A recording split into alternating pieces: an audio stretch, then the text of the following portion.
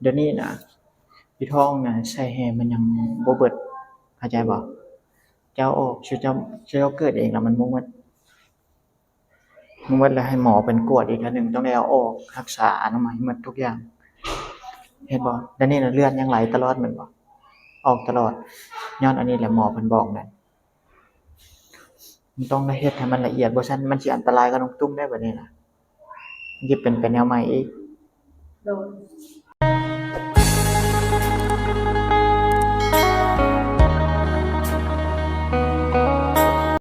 สบายดีท่านผู้ชมทุกท่านยินดีต้อนรับเข้าสู่ช่องกัปปี้ชาแนลวันนี้เราเดินทางมาที่บ้านกะลูกพี่น้องวันนี้นะตั้งใจว่าจะพาน้องตุ้มไปหาหมอเมื่อวานนี้เนี่ยก็มีหลายคนเลยพี่น้องว่าเป็นหยังคือบ่ไปเอาไปหาหมออีหยังอะไรก็หลายคนก็ว่าเพราะว่าอีกอย่างหนึ่งหั่นน้องยังบ่ทันได้ออกไฟมือตัวเขามาหั่นไปนั่นก็ยากเขาต้องได้ไปลมแม่น้องเมื่อวานนี้เขาได้ไปลมแม่น้องได้ไปน้องแล้วก็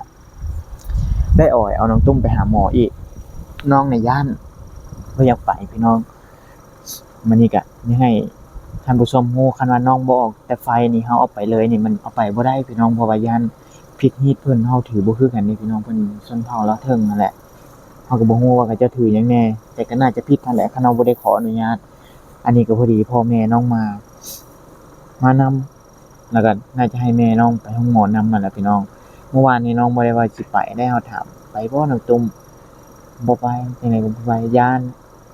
แต่ว่าแนวใดก็ต้องได้ไปคือเก่าเพราะว่าแต่น้องเกิดลูกมายังบ่ได้ไปห้องหมอจักเทื่อเลยเด้อพี่น้อง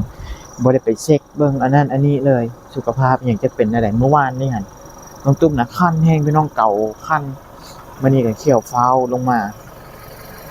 น้องน่ะสาเหตุที่คันก็คือไปอาบน้ำห้วยกำมาละคันพี่น้องผิวหนังคนยังบ่ทันแข็งแรงยังอ่อนเพลียอยู่แล้วก็อีกเรื่องหนึ่งก็คือเรื่องไฟสุมไฟมีแต่ควันพี่น้องเข้าไปในเรือนหั่นอันนี้ก็สาเหตุก็มาจากอันเดียวกันนี่แหละเพราะว่ามันบ่มีอากาศถ่ายเทแล้วมันเหงื่อเฮาออกเหงื่อพัดถ้าว่าลมควันนั่นแหละพี่น้องเหงื่ออันนี้ก็มาฮอดเรือนน้องเมื่อกี้นี่ก็เอาซื้อชิ้นมาพี่น้องเอาชิ้นไปให้น้องตุ้มแน่เอาชิ้นไปให้น้องเปลี่ยนแล้วก็สิขึ้นรถตอนแรกน้องตุ้มก็สินั่งอยู่หลังกระบะเด้มันนั่งบ่ได้พี่น้องหนาวอีกแล้วก็อีกอย่างก็คือขี้ฝุ่นย่านน้องแพ้ขี้ฝุ่นหั่นน้องย่านอันรถมันอันนั้นรถเปื้อนอันนี้นะพี่น้องพอเราสิออกไปเอาปึ้มสมโนครัวก่อนอยู่เฮือนแล้วก็นั่นจะออกไปห้องหมอเพราะว่า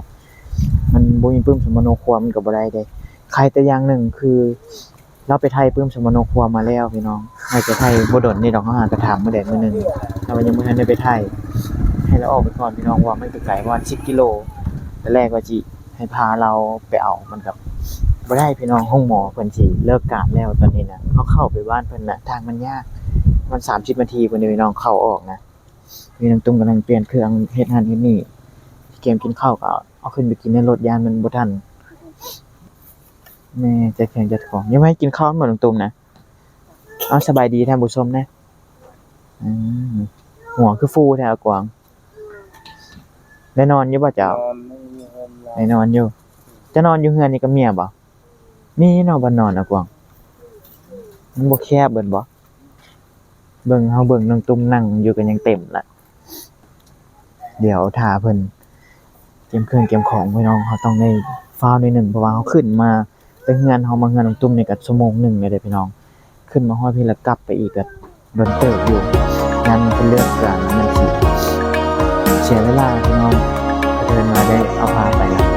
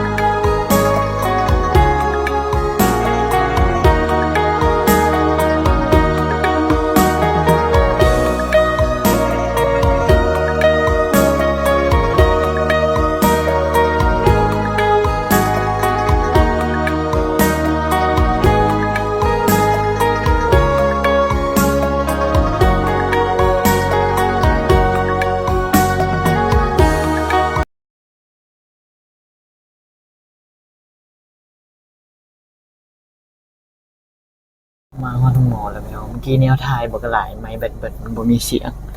อืมยังย้านอยู่บ่น้องตุ้มมาฮอดน้องหมอยจะสิย้านหยังอีหล่ะเมื่อเป็นนี่ก็เซาแล้วเพิ่นแต่งยาแต่งหยังให้ตอนนี้ได้ไปถามเบิ่งว่าเพิ่นปิดแล้วบ่ถ่ายเมื่อกี้นี่ถ่ายบ่ก็หลายไมค์บ่มีเสียงแล้วน้องตุ้มเจ็บบ่เดี๋ยวนี้ บายบาย เจ็บบ่อ้าวสบายดีท่านผู้ชมใหม่เนี่ยอีหล่ะอ้าวสบายดีเบิดทุกคนแม่นำ สวัสดี สบายดีน้องตุ้มคือหน้ากังวลแท้บ่อีหล่ะผัวก็มาเมียก็อัน แม่ก็มาพ่อก็มาจะย้านหยังอีหล่ะสาเหตุน้องตุ้มเดี๋ยวนี้น้องยังคันอยู่บ่คันแห้งเนาะยาเก่าหลายเด้อน้องตุ้มเด้อเดี๋ยวเพิ่นจัดยาให้กินยาแก้แพ้ก็น่าจะเซาแล้วจะไปอาบน้ำห้วยนั่นแหละมันจังคันจื้อไว้เด้อน้องตุ้มอันนี้น่ะผิวหนังจะยังอ่อนเพลียอยู่บ่ฟ้าวไปอาบน้ำห้วยนั่นนั่นน่ะน้องตุ้มพี่น้อง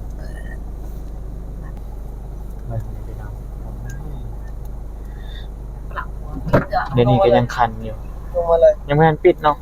ไปลงน้องตุ้มอันนี้น่ะเอากล่องจมเมียนะเด้อเบิ่งเมียนะ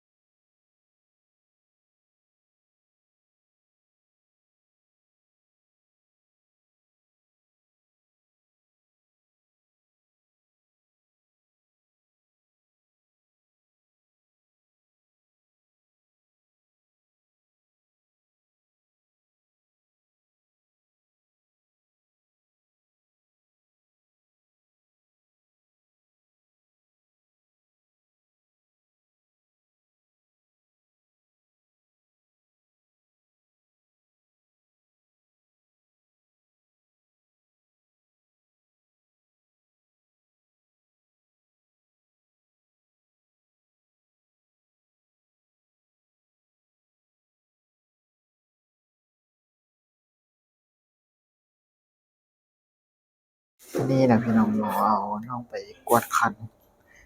เข้าห้องกวดคันว่ามีหยังหลงเหลือบ่เฮาก็ถ่ายหยังบ่ได้หลายพี่น้องถ่ายไปตอนแรกก็แบตเบิดก็บ่ฮู้ว่าคลิปนี้มันสิยาวหรือบ่จังว่าสิได้จักนาทีพี่น้องก็ตอนแรกเข้ามานั่นเพิ่นให้ไปเจาะเลือดเอาเลือดไปกวดพี่น้องกวดเลือดแล้วเราไปเอ็กโกผลเอ็กโกก็จะเป็นแนวใดก็เดียวถ่ายติดตามเบิ่งพี่น้องก็อยู่ในบินหรือว่าอยู่นำใบเสร็จกับเจ้านั่นแหละตอนแรกที่ห้องเอ็กโกหมอเพิ่นน่ะน่าจะได้นอนแต่ว่า หมออยู่น้องนี่เพิ่นน่ะบ่ได้นอนกดแล้วก็กลับถ้ามันนอนนี่เฮาย้านอย่างหนึ่งก็คือย้านค่าใช้จ่ายเฮาน่ะมันสิบ่พองบเฮาน่ะมันมีจำกัดพี่น้องค่าค่าหมอแล้วก็ค่ายาอีกจักมันสิเท่าใดเฮาได้ไปทำใจเทื่อหน่อยพี่น้องแต่ละบอนเพราะว่าน้องนี่สุขภาพก็อ่อนเพลียพี่น้องสิว่าก็อ่อนเพลียแล้วก็ยังบ่ได้แข็งแรงซ้ำมาหาหมอก็ยากๆหน่อยหนึงก็เจ้าบ่ได้มาเกิดอยู่ห้องหมอเด้อพี่น้อง ค่าใช้จ่ายมันก็น่าจะหนักกว่าปกติหลาย เรื่องเนี่ยห้าม กวดโน่นล่ะมันบ่นี่เจ้าขาดเลือดนี่จะสิมีปัญหาอีได้เลือดน่ะมันไหลตลอดน่ะตอนก่อนน่ะก่อนโน่นมันสู้ทางซอยนะ มันออกบ่เบิดอันตรายได้ตรงๆเลือดเจ้าก็ไหลบ่ได้หยุดเลยย้านบ่ อ๋ออันตกขันมันบ่ได้มีหยังอันตกขันเฮ้ย ให้หมอเพิ่นเอายาแก้แพ้กินกันบ่ ทำให้ ขันมันบ่ได้ปานใดดอกขันน่ะมันผิวหนังนี่ขันเพิ่นกวดแล้วเพิ่นมีหยังแล้วก็มีคนเขาสิมันนั่นนี่เนาะกวดก็ ให้เพิ่นแล้วย้านน่ะบ่ต้องย้านดอกย้านบ่ได้เซาจักเทื่อได้จะย้านนะ ก็แล้วก็นั่นแหละ เดี๋ยวนี้น่ะพี่ท้องน่ะใส่แฮมันยังบ่เบิดเข้าใจบ่เจ้าออกเจ้าเกิดเองแล้วมันบ่หมดแล้วให้หมอเป็นกวดอีกเทื่อหนึงต้องได้เอาออกรักษาอนามัยหมดทุกอย่างเฮ็ดบ่แล้วนี่น่ะเลือดยังไหลตลอดแม่นบ่ออกตลอดย้อนอันนี้แหละหมอเพิ่นบอกนั่น มันต้องได้เฮ็ดให้มันละเอียดบ่ซั่นมันสิอันตรายกับน้องตุ้มได้บัดนี้น่ะมันสิเป็นไปแนวใหม่อีก โดน ย้านน่ะบ่ต้องย้านหรอก ยาน เจ้าไปบอกลูกเด้อว่าบ่ต้องย้านกันแล้วนี่ก็เมื่อยแป๊บเดียวก็ดีบัดนี้มันบ่ได้ดีจักเทื่อได้อยู่เฮือนก็เลือดก็ไหลอยู่หั่นแหละเป็นเดือนก็ไหลอยู่หั่นแหละมันออกบ่เบิดเด้แล้วก็บาดแผลหยังแล้วบัดสุดท้ายก็สิให้เพิ่นไปกวดโตน้องคันนั่นคันอย่างกับน้ำห้วยให้หมอเพิ่นแต่งยาแก้แพ้หยังก็แล้วแต่เพิ่นนั่นแหละเข้าใจบ่ครับว่า โดน ย้านน่ะเจ้าไปบอกเลยว่าบ่ต้องย้านหมอเพิ่นบ่ได้อิหยังดอกกลัวสิเจ้าเกิดเองหลายเท่าได้อันนี้น่ะมันอันตรายเข้าใจบ่ยาน้องตุ้มมันสิมีผลเข้าใจติเข้าใจแล้วจังได๋น้องมาแล้วบอกน้องบอกบ่ต้องย้านดอกแล้วก็เมื่อคันเฮาบ่มาหาหมอนี่บางเทื่อแนวว่าบ่ดีซะบางเทื่อก็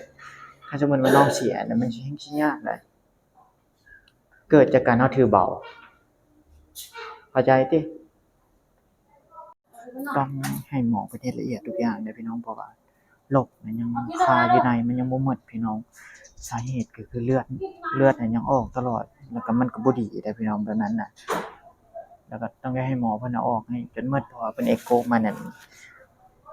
มันยังเหลือหรือว่ายังตกค้างอยู่พี่น้องแล้วก็เรื่องคันเรื่องหยังนี่ก็เดี๋ยวถ้าหมอเพิ่นกวดเลือดออกมาว่าเป็นแนวใด แล้วก็ให้หมอเพิ่นแต่งยาให้อิหยังต่างๆนั่นล่ะพี่น้องก็น้องตุ้มน่ะย้านแรงเดี๋ยวนี้น่ะย้านก็จำเป็นนั่นแหละคันว่าเฮาบ่เฮ็ดมันอันนั้นเด้อันตรายกับตัวน้องเองนั่นแหละแค่ว่าอันตรายแล้วแหละเพราะว่ามันออกอุบัติเหตุกับเจ้าเกิดเองบ่ได้มาเกิดอยู่ห้องหมอต้องได้บอกเพิ่นนี่แหละพี่น้องเดี๋ยวนี้นะบอกว่าให้น้องย้านแหน่อีหยังก็คือน้องย้านเขาบ่สร้างสิเว้า อีตนก็เป็นแต่อีตนอยู่อีตนแต่ก็นั่นน่ะแหละพี่น้องก็อยากให้เซานั่นแหละจังได้พามานี่นะบ่นั่นอย่างเงี้ยบัดดนไปนี่พี่น้องมันยังสิมีปัญหาได้คะเนาะอันนี้ก็ถือว่าเฮามาไวแล้วนะพี่น้องออกกลับเมื่อวานนี้ก็เที่ยวไปลมไปอ้อยน้องจนมาจนได้นะแต่แรกก็บ่ได้อยากมาดอกน้องตรงๆนั่นน่ะไปลมกับน้องแล้วก็ไปลมกับแม่น้องอีกยากพี่น้อง คือว่าอะไรก็เจ้าเกิดเองบ่ได้มีความรู้อิหยังเกิดตามพิธีกับเจ้าหั่นแหละเขาเคยเฮ็ดแบบใดอันนี้แหละพี่น้องมันยากก่อนเฮาสิบอกให้เราไปอยู่เงินพ่อเงินแม่เราถ้าเราไปอยู่เงินพ่อเงินแม่ยังไข้เลยพี่น้องเพราะว่าคันสิเกิดก็ยังแล่นมาห้องหมอก็ยังทันเพราะมันใกล้เฮือนเรานั่นพี่น้องแต่ทางออกมานั่น5กิโลแล้วออกมาโรงหมออีกประมาณ15ประมาณ20กิโลพี่น้องมาโรงหมอมันก็ไกลแบบนั้น มาแต่เฮือนพ่อแล้วประมาณ2กิโลนี่แหละพี่น้องเฮาน้องหมอน้องตุ้มน่ะพี่น้องอันตรายขนาดใดเพราะว่าบ่ยอมจังได๋ก็บ่ยอมให้หมอเพิ่นเอาออกเอาลกออกจนได้อ้อยก็จนเมื่อยอ้อยเพิ่นยันหมอนั้นผ่าก็คันบ่ออกนี่ก็บ่ได้เด้อพี่น้องมันอันตรายต่อชีวิตน้องนั่นแหละบางเทื่อก็เสียเลือดหลายก็อาจสิบ่รอดเป็นไปได้นะพี่น้องเพราะว่าเลือดน่ะออกตลอดเลยต้องให้เอาออกแล้วบัดนี้บ่ยอมจังได๋ก็บ่ยอม ไปเอากวงกันไปเร่งหมอว่าเฮ็ดอันนี้ก็เชี่ยวเมื่อยเฮ็ดอันนี้เชี่ยวเมื่อยหมอเพิ่นมาลมเฮามันบ่แม่นเด้เฮาเว้าเสียงดังแบบนั้นก็บ่ได้อยู่ห้องหมอน่ะเพราะตอนนี้น้องตุ้มมันคันก็มันก็บ่ปานใดดอกพี่น้องเอาลกออกแล้วก็จังไปกวดอันนี้ก็ได้มันบ่ยากเดี๋ยวกะปี้ก็สิขอจบคลิปแต่เพียงเท่านี้ขอให้ทุกท่านอยู่ดีมีแรงสุขภาพแข็งแรงผิดพลาดประการใดกะปี้ก็ต้องขอโทษขออภัยไว้ณที่นี้ถ้าเจอก็ฝากไลค์ฝากแชร์ฝากติดตามให้กะปี้ด้วยพี่น้องเพราะว่าคลิปนี้ก็มุมกล้องมันก็บ่อยากดีปานใดแล้วก็ภาพบ่อย่างงามบ่ต้องขอโทษขออภัยหลายๆพี่น้องเดี๋ยวถ้าติดตามคลิปต่อไปแล้วก็ตอนต่อไปว่าสิเป็นแนวใดน้องตุ้มนี่ตอนนี้กำลังสิเอาโรคออกก็อ้อยจนยอมนั่นแหละพี่น้องคันบ่ออกมันก็อันตรายต่อตัวน้องเองเดี๋ยวพอกันในคลิปหน้าสำหรับคลิปนี้กะปี้สิขอตัวไปก่อนพี่น้องสบายดี